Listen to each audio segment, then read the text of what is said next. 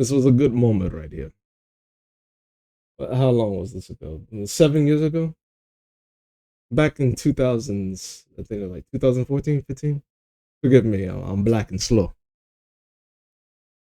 I'm going to play it now.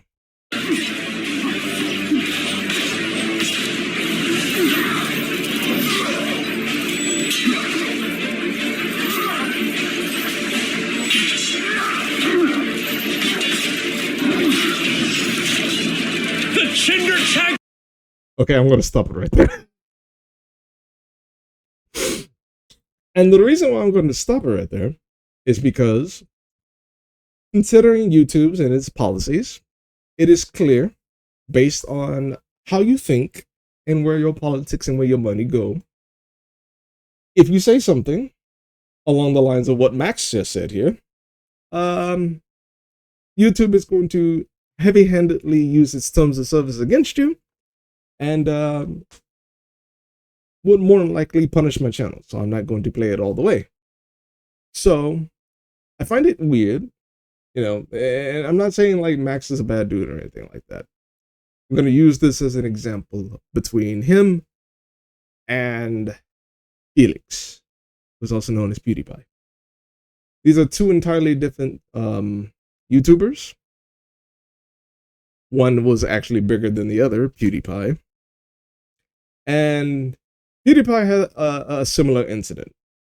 And that incident was him expressing his inner thoughts on a bridge, having a battle in PUBG. It was a very intense battle. Unfortunately, he ended up losing. And he said it too. And a lot of people looked at that and said, oh my God, the cisgender white person saying patriarchal word of oppression. He needs to be punished, and you need to apologize to the minorities. You have startled the minorities, you skinny pencil-necked individual. You need to apologize before you grab your preferred weapon of insurrection, the AR-15.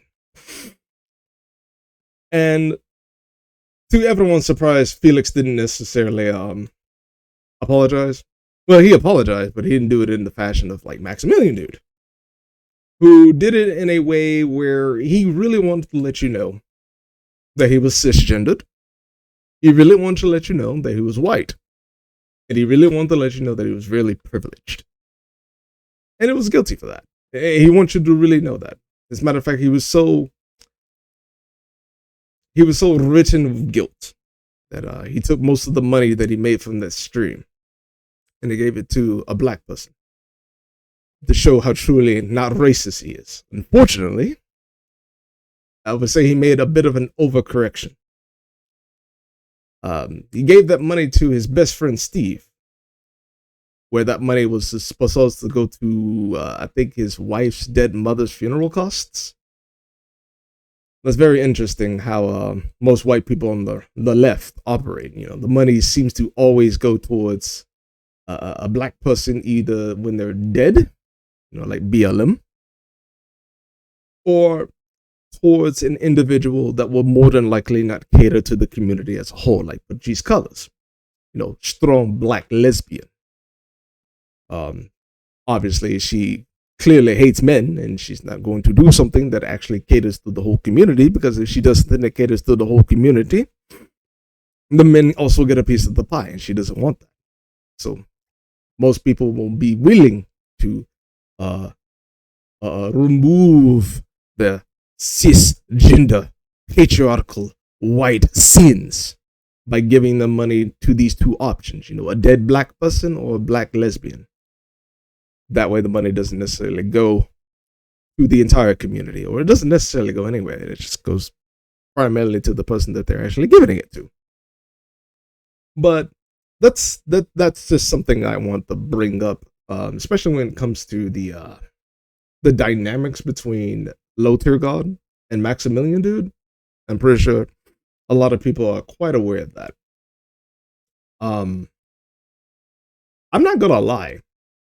The channels that like purely dedicated to watching this man, low tier god, 24 fucking 7. These people are truly fucking racist. Like, they really are racist.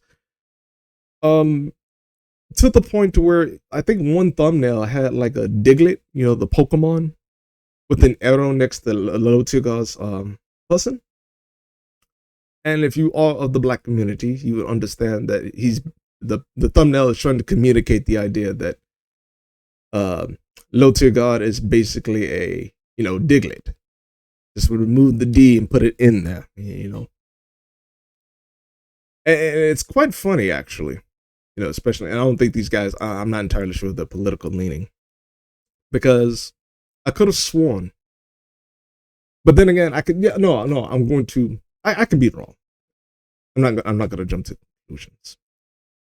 I could have sworn by the left standards, when it came to bringing up a black person's criminal history, that was deemed racist. You know, it's the common tactic that the left uses on the right. Oh, you bring it up, these black individual, this black criminal's criminal record, and you're holding it against them to systematically oppress him. That is racist. You're rooted in systematic patriarchal, cisgendered oppression. You should be punished for that, for being on the wrong side of history. But funny enough, these same people, right? They do the exact same thing that they say is guilty to low tier god. Now, I'm not entirely sure of low tier god's positions. I watched that one stream with him and Destiny, and I would say that was the video that made me go, oh wow, this is just a fucking character. Now, I understand that, you know, he had some fallouts with the, you know, previous girlfriend, or, you know, some other things like that. You know, that's his past. I don't necessarily care for that. But a lot of people hold his past against him, so he cannot expand any further than that. But then again, you know, I'm pretty sure he's quite aware of how Hollywood operates, and he doesn't necessarily want to be a part of that either. You know, a lot of people be like, oh, he thought he was going to be able to get into the echelon of Hollywood. He thought he was going to be a Hollywood actor. He thought he was going to be part of the patriarchy, coming up with movies that talks about the racism of America. He cannot be a part of that. I'm pretty sure he doesn't want to be a part of an industry that is so wokeified, and also has these rituals that is on the same level of Epstein. To be honest, I'm pretty sure Dale, I think that's his name, is very comfortable with the idea that he will not make it in Hollywood. You know, he's perfectly fine with that. But the one thing I also want to bring up is, I think this is a failure on the understanding of people's history, or American history, to be exact. Because these are the exact same tactics, right, that they used on Louis Farrakhan. Now, I can understand, like, a lot of people, right?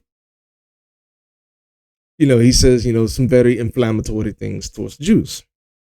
Understandable. You know, we do not want World War II reenacted. But at the exact same time, I do not agree with the idea of cutting off a man's tongue, especially if he's just saying things. Because it's very hard for me to actually find certain clips. Not in clips. I'm not interested in clips. I'm actually interested in whole discussions of Louis Farrakhan. And I've noticed with this complete suppression of this man, it didn't necessarily work. You know, it didn't work to suppress this man. And I feel like it's not working the same way with low tier god, because, you know, I would go into the low tier god hater channels, and they're just baffled, amazed, astounded that this man is, like, somehow still, like, he's still relevant. And I make it abundantly clear, and I'm going to make it abundantly clear here. The only reason why he stays relevant is because, well, you haven't learned from history. You do the same fucking shit over and over and over. You know?